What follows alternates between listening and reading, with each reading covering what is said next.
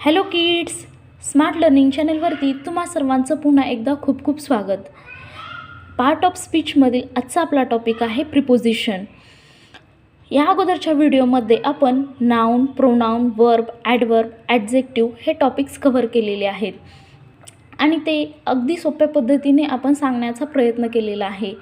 जर तुम्ही ते व्हिडिओ पाहिले नसतील तर त्याची लिंक डिस्क्रिप्शन बॉक्समध्ये देते, तिथे जाऊन तुम्ही ते व्हिडिओ पाहू शकता. आणि अजूनही आपल्या चॅनलला ज्यांनी सबस्क्राईब केलं नसेल तर त्यांनी प्लीज चॅनलला सबस्क्राईब करा आणि शेजारचं बेल आयकॉन प्रेस करा. यामुळे आपल्या नवनवीन व्हिडिओच्या नोटिफिकेशन तुम्हाला येत राहतील. प्रिपोजिशन यालाच मराठीमध्ये शब्दयोगी अव्यय असे म्हणतात. तर फर्स्टली पाहूया what is mean by preposition. A preposition is a word placed before a noun or pronoun to show its relation to some other words in a sentence. तर प्रीपोजिशन ओके. तर याचं मीनिंग पाहूया. Position म्हणजे असे words की जे एखाद्या वस्तूची, व्यक्तीची जागा, स्थान,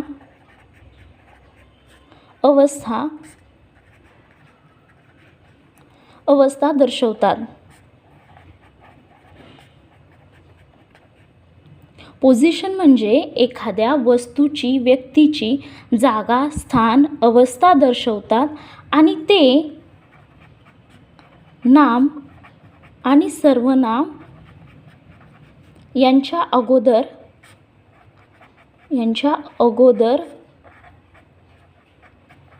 अगोदर येतात व वाक्यातील दुसऱ्या वर्ड्सबरोबरचं रिलेशन दाखवतात. ओके, यालाच आपण प्रिपोजिशन असे म्हणतो. ओके, त्याच्या वर्ड्समध्ये त्याचं मीनिंग दडलेलं आहे. पोझिशन म्हणजे एखाद्या व्यक्तीची, वस्तूची जागा, स्थान, अवस्था दर्शवतात आणि प्री म्हणजे नाम, सर्वनाम यांच्या अगोदर येतात आणि वाक्यातील दुसऱ्या वर्ड्सबरोबर त्यांचं रिलेशन दाखवतात. यालाच आपण प्रिपोजिशन असे म्हणतो. आता काही एक्झाम्पल पाहूया, यावरून तुम्हाला समजेल. The monkey is on the box. माकड हे बॉक्सवरती आहे, वरती ऑन. सो ऑन या शब्दाने काय दाखवलेली आहे? या मंकीची पोझिशन दाखवलेली आहे, एक्झॅक्ट पोझिशन दाखवलेली आहे. जर या सेंटेन्समध्ये ऑन नसेल तर या सेंटेन्सचं मीनिंग पण होणार नाही आणि मंकी आणि बॉक्स यांच्यामधील रिलेशनसुद्धा आपल्याला समजणार नाही.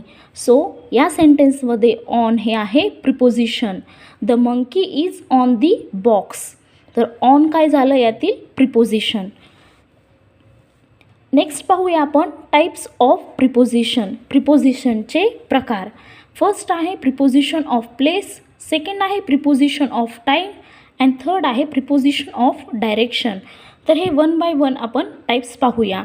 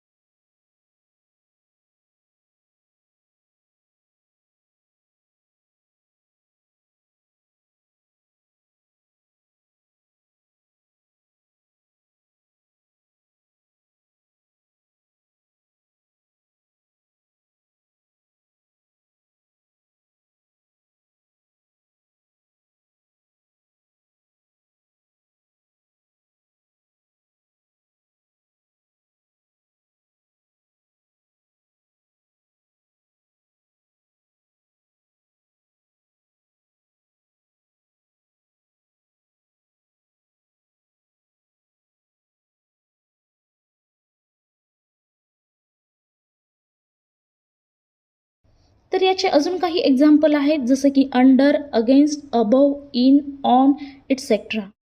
सेकंड पॉईंट आहे प्रिपोजिशन ऑफ टाईम. सो ते पाहूयात.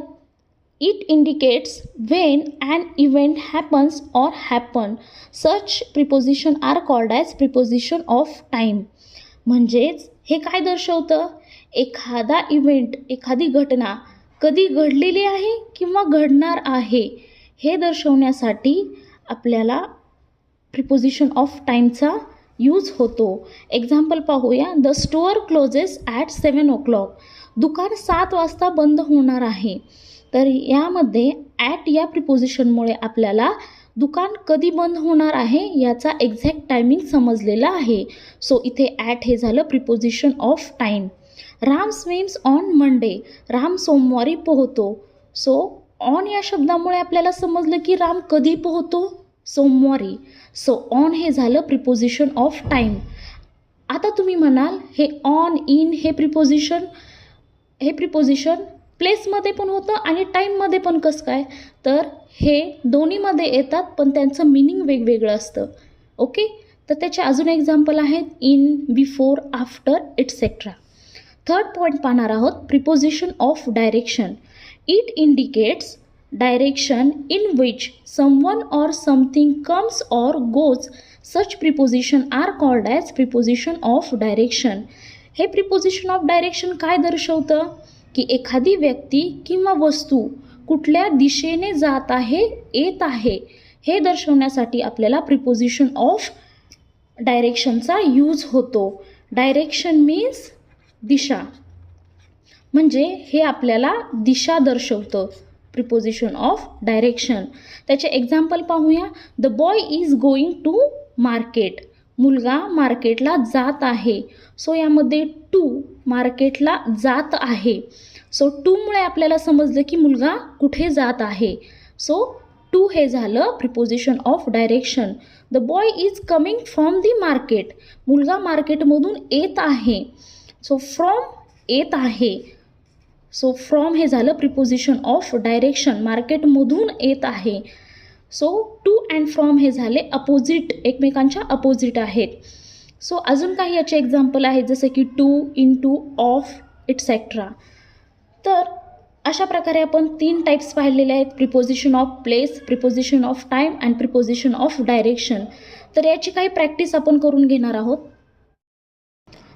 Choose the correct preposition. First आहे I get up dash dash 6 AM. मी सकाळी उठतो 6 वाजता. किती वाजता? तर यामध्ये कुठलं प्रिपोजिशन येईल यातलं, इन की ॲट? तर आपल्याला टायमिंग दर्शवलेलं आहे. सो यामध्ये कुठलं प्रिपोजिशन येईल? ॲट. मी 6 वाजता उठतो. I get up at 6 o'clock. In हे येणार नाही, ॲट हे येईल. म्हणजे या प्रिपोजिशनमुळे आपल्याला या सेंटेन्सची एक्झॅक्ट टायमिंग दर्शवलेला आहे. She jumps dash dash water. तिने पाण्यात उडी मारली.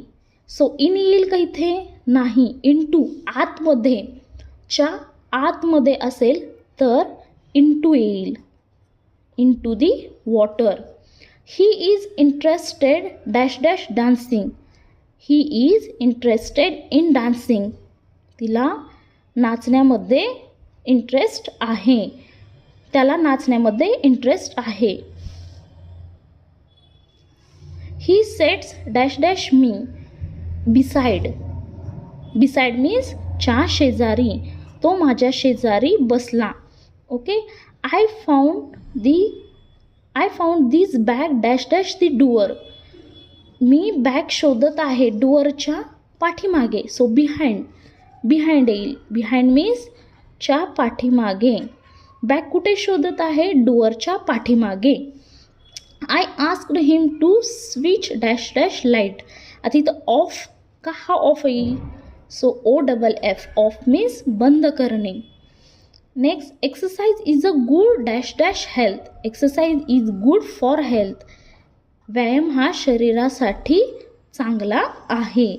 Monkey does not grow dash dash trees. On the trees. On च्या वरती, ट्रीच्या वरती.